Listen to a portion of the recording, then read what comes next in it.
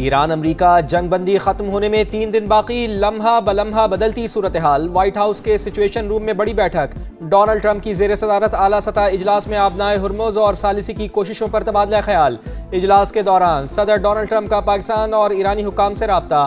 Senior امریکی عہدیدار کے مطابق صدر ٹرمپ جنگ بندی کی مدت ختم ہونے سے قبل تنازع حل کرنا چاہتے ہیں۔ خدشہ ظاہر کیا کہ مذاکرات میں پیش رفت نہ ہوئی تو جنگ دوبارہ شروع ہو سکتی ہے۔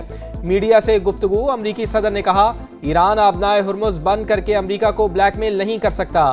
مذاکرات کے دوران ہم نے تہران کے ساتھ سخت موقف اپنایا، ایران کے ساتھ اچھی بات چیت چل رہی ہے۔ We're talking to them. They wanted to close up the strait again, as they've been doing for years, and they can't blackmail us. It's going actually along very well, and we'll see, but we'll have some information by the end of the day. We're talking to them. امریکہ کے ساتھ مذاکرات میں پیش رفت ہوئی مگر کچھ نکات پر اختلاف موجود ہے۔ اسپیکر ایرانی پارلیمنٹ کا دعویٰ، کہا مذاکراتی ٹیموں کو اب ایک دوسرے کے موقف کی زیادہ حقیقت پسندانہ سمجھ آ گئی ہے۔ ضمانت چاہیے کہ امریکہ یا اسرائیل جنگ دوبارہ شروع نہیں کریں گے۔ عارضی جنگ بندی قبول کرنے کا مقصد یہ تھا کہ امریکہ ہماری شرائط مانے۔ ایران دائمی امن کے لیے نیک نیتی رکھتا ہے۔ باقر قالیباف نے واضح کیا کہ اگر کوئی غلطی کی گئی تو پوری قوت سے جواب دیں گے۔ آبنہ ہرمز ہمارے کنٹرول میں ہے۔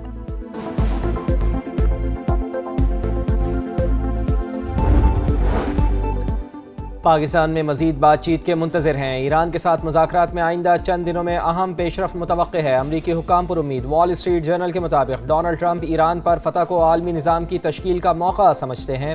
اخبار نے دعویٰ کیا کہ امریکی فوج نے کھلے سمندروں میں ایرانی آئل ٹینکرز کو قبضے میں لینے کی تیاری شروع کر دی۔ مقصد تہران پر دباؤ بڑھانا ہے۔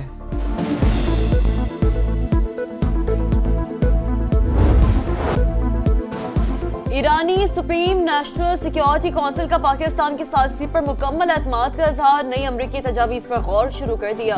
فیلڈ مارشل عاصم منیر ثالث کے طور پر کردار ادا کر رہے ہیں۔ ابھی تک امریکہ کی نئی تجاویز کا جواب نہیں دیا۔ ایرانی قوم کے مفادات کا ہر قیمت پر دفاع کیا جائے گا۔ جنگ کے مکمل خاتمے تک آبنہ ہرمز کا کنٹرول جاری رکھا جائے گا۔ جو جہاز بھی آبی گزرگاہ سے گزرے گا اسے فیس دینا ہوگی۔ جہازوں کی آمد و رفت ہمارے مقرر کردہ راستوں کے مطابق ہوگی۔ دشمن تمام محاذوں پر جنگ بندی کی پابندی کرے تو آبنہ ہرمز عارضی طور پر صرف تجارتی جہازوں کے لیے کھولنے کو تیار ہے۔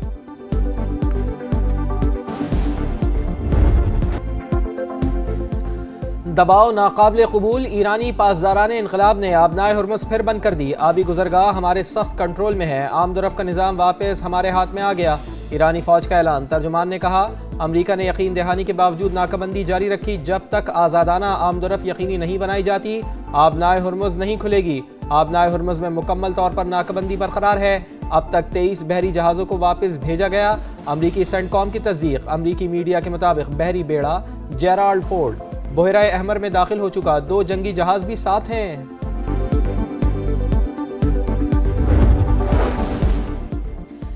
مشترکہ فریم ورک پر اتفاقی رائے کے بغیر مذاکرات کا دوسرا راؤنڈ ناممکن، بات چیت کی تاریخ بھی طے نہیں کر سکتے۔ ایرانی نائب وزیر خارجہ خطیب زادہ کی انطالیہ ڈپلومیسی فورم میں گفتگو، کہا امریکہ دوسری قوموں پر اپنے احکامات مسلط نہیں کر سکتا، حملہ ہوا تو دفاع کے لیے تیار ہے۔ ترجمان وزارت خارجہ کا بھی دو ٹوک موقف، کہا افزودہ یورینیم کو کسی صورت کہیں منتقل نہیں کیا جائے گا، ہمارے لیے جوہری پروگرام اپنی سرزمین کی طرح اہم ہے، ناکہ بندی جاری رہی تو یہ سیز فائر کی خلاف ورزی تصور ہوگی۔ سابق امریکی نائب صدر کی ایران جنگ کی مخالفت، واضح کیا کہ نتین یاہو نے ڈونلڈ ٹرمپ کو جنگ میں دھکیلا۔ ٹرمپ نے ایسی جنگ شروع کی جسے امریکی عوام نہیں چاہتے، اس فیصلے کی وجہ سے امریکی فوجیوں کی زندگیاں خطرے میں پڑ گئیں۔ سینیٹر برنی سینڈر کی بھی صدر ڈونلڈ ٹرمپ پر تنقید، کہا صدر ڈونلڈ ٹرمپ کی مقبولیت تیزی سے گر رہی ہے، ریپبلکنز ملک بھر میں مقامی اور ریاستی انتخابات ہار رہے ہیں۔ پاکستان کی کامیاب ترین سفارتکاری کا روشن باب، فیلڈ مارشل عاصم منیر کا دورہ ایران مکمل، 3 روز کے دوران ایرانی صدر Masoud Pezeshkian, speaker Bagher Ghalibaf اور وزیر خارجہ عباس عراقچی سے اہم ترین ملاقاتیں، خطے کی صورتحال پر تفصیلی بات چیت، پائیدار امن اور استحکام کی ضرورت پر زور۔ فیلڈ نے پاکستانی قیادت کی جانب سے نیک خواہشات کا پیغام بھی پہنچایا. باہمی تعلقات مزید مضبوط بنانے کا اعادہ. وفاقی وزیر داخلہ محسن نقوی بھی وفد میں شامل تھے. وزیر اعظم میاں شہباز شریف سے وفاقی وزیر داخلہ محسن نقوی کی ملاقات. کامیاب سہ ملکی دورے پر مبارکباد. مشرق وسطی کی صورتحال پر بات چیت. محسن نقوی نے اپنے حالیہ دوروں پر وزیر اعظم کو بریف کیا. عالمی امن کے لیے سیاسی اور عسکری قیادت کی کاوشیں قابل ستائش. پاکستان امن پسند ملک ہے, کسی بھی جارحیت پر دشمن کو منہ توڑ جواب دیں گے. سربراہ پاک فضائیہ کا دو ٹوک پیغام. Air chief marshal Zaheer Ahmed Babar Sidhu نے کہا مار کر حق اور بنیان مرسوس میں پاک فوج کی حکمت عملی پوری دنیا نے دیکھ لی. دشمن ہماری طاقت و مہارت دیکھ کر دنگ رہ گیا. پاک فضائیہ نے دشمن کے جہاز گرا کر نئی تاریخ رقم کی. پاکستان ملٹری اکیڈمی کاکول میں شاندار passing out parade. Pass out ہونے والے کیڈٹس کا وطن عزیز کی خدمت جاری رکھنے کا عزم. پاکستان نے یو اے ای کو $2 ارب کا قرض واپس کر دیا. اسٹیٹ بینک کی تصدیق. 23 اپریل کو مزید $1.5 ارب کی ادائیگی ہوگی. حکام کے مطابق یو اے ای کو مکمل ادائیگی کے باوجود ڈالر ذخائر پر فرق نہیں پڑے گا.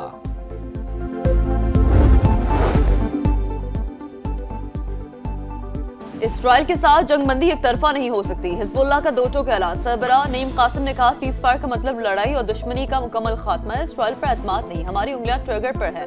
جنگجو لبنان میں اسرائیلی حملوں کا بھرپور جواب دیں گے. لبنان میں جنگ بندی معاہدے کا احترام کیا جائے.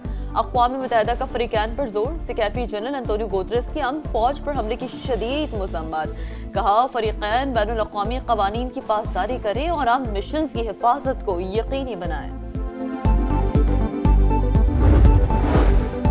برطانوی پارلیمنٹ میں اسرائیل کے خلاف ہنگامی تحریک پیش. مغربی کنارے کے الحاق منصوبوں اور اسرائیل پر پابندیوں کا مطالبہ. 75 اراکین پارلیمنٹ کا حکومت سے عالمی قوانین کے تحت پالیسی ترتیب دینے کا مطالبہ.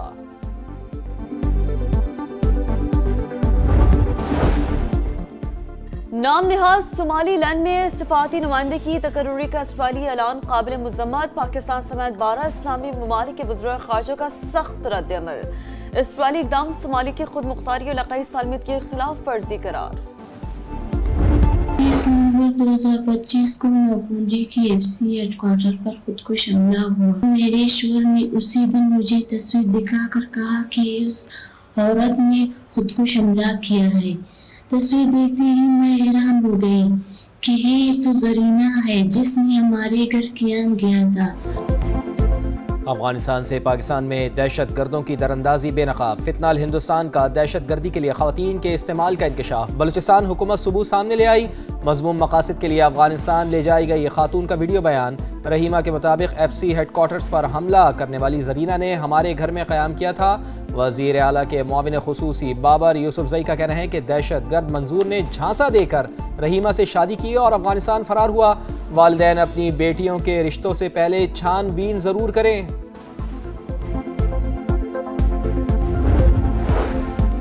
شیر افضل مروت کا وزیر اعلیٰ خیبر پختونخوا سہیل آفریدی کو نااہل کرانے کے لیے درخواست. اگلے ہفتے عدالت میں دائر کرنے کا اعلان. سما کے پروگرام دو ٹوک میں گفتگو کرتے ہوئے کہا بانی نے نواز شریف کے خلاف سپریم کورٹ سے فیصلہ لیا تھا کہ سزا یافتہ شخص پارٹی کے فیصلے نہیں کر سکتا.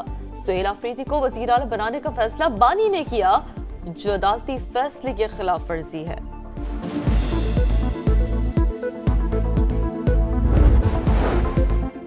MQM پاکستان میں پھر تناؤ. مصطفیٰ کمال کو انٹرا پارٹی انتخابات میں دھاندلی کا خدشہ. کارکنان کو تیاری کی ہدایت. چند ماہ کا وقت دینے پر الیکشن کمیشن کا خیر مقدم. کنوینر ڈاکٹر خالد مقبول صدیقی سے انٹرا پارٹی الیکشن کے لیے اجلاس بلانے کا مطالبہ. کہا میڈیا سے پارٹی انتخابات کا علم نہ ہوتا تو بڑی دھاندلی متوقع تھی. متحدہ میں 3 دھڑوں کا بھی انکشاف. کراچی میں ہیوی ٹریفک سے اموات کا سلسلہ تھم نہ سکا. 24 گھنٹے میں 3 افراد کو کچل ڈالا. ماڑی پور اور سپر ہائی وے پر حادثات میں 2 نوجوان جاں بحق, 1 شدید زخمی ہوا. گلستان جوہر میں واٹر ٹینکر نے شہری کی جان لے لی. حادثے کے بعد مشتعل افراد نے ٹینکر کو آگ لگا دی. شہر قائد میں رواں سال کے دوران ہیوی ٹریفک حادثات میں 108 شہری زندگی کی باسی ہار گئے. ملک کے بیشتر علاقوں میں موسلادھار بارشوں کی پیش گوئی، پہاڑی علاقوں میں برف باری کا امکان۔ NDMA کے مطابق اسلام آباد سمیت پنجاب کے مختلف شہروں اور بلوچستان میں گرج چمک کے ساتھ بادل برسیں گے۔ بالائی خیبر پختونخوا اور میدانی علاقوں میں ژالہ باری، گلگت بلتستان اور آزاد کشمیر کے بالائی علاقوں میں برف باری کا امکان۔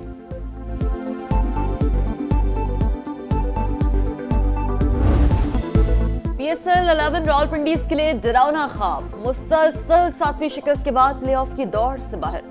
لاہور قلندرز نے 32 رن سے ہرا کر تیسری کامیابی حاصل کر لی۔ 211 کے تعاقب میں راولپنڈی کی ٹیم 178 رنز بنا سکی۔ فخر زمان کے 84 runs man of the match قرار۔ آج سنڈے بنے گا فن ڈے، 2 میچز شیڈیول۔ دوپہر 2:30 بجے کراچی کنگز اور ملتان سلطانز کا مقابلہ ہوگا۔ شام 7 بجے پشاور زلمی اور کوئٹہ گلیڈیٹرز ٹکرائیں گے۔ لاہور کی سڑکوں پر صحت مند سرگرمیوں کا خوبصورت منظر۔ وزیر اعلیٰ پنجاب نیشنل میراتھن اور سائیکلنگ ریس کا شاندار آغاز۔ لبرٹی چوک سے کھیلوں کے بڑے ایونٹ کا افتتاح۔ 11,000 سے زائد ایتھلیٹس اور شہری شریک۔ سیکیورٹی کے سخت اقدامات، شہریوں کو متبادل راستے اختیار کرنے کی ہدایت۔